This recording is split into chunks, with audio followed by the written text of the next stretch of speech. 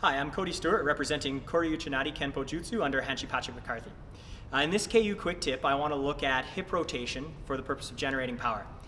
There are many contexts for hip rotation and vigorous body vibration, each requiring its own methodology. In this particular video, I want to focus specifically on the basic use of hip rotation for generating power in punches, blocks, strikes, and that sort of thing.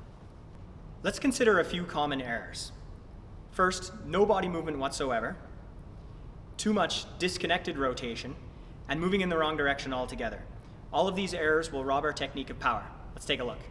In this first example, we can see that a technique may appear reasonably precise and sharp without having any of the associated body mechanics that lend it power. In the second example, we see a lot of back and forth rotation happening that may have the wrong timing or emphasis to support the technique.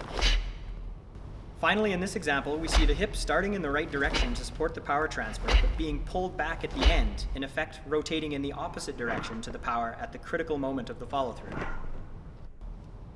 Now let's take a look at how it should be. The hip rotation should consist of 3 distinct phases or movements. First, there is a wind-up or set, then the power stroke or follow-through, and finally a relaxation, a return to neutral. When you consider which way to rotate your body to support your technique, look at the direction of energy transfer, rotate your body in the same direction. The set then happens in the opposite direction, follow through, and relax back to neutral.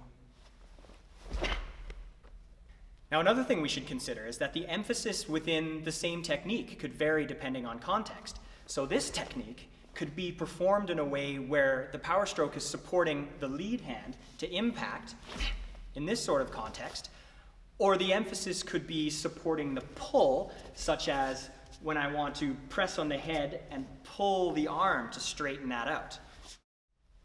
Now, as you practice your techniques, you can start out by drifting into the set, driving through the follow-through and drifting back out again, and eventually work towards adding energy to all aspects of the technique, ensuring that you don't detract from the power in the follow-through, because the point of the body movement is to support that energy transfer. Sometimes there is a tendency to get ahead of yourself and start the next technique before you have fully completed the follow-through on the previous technique.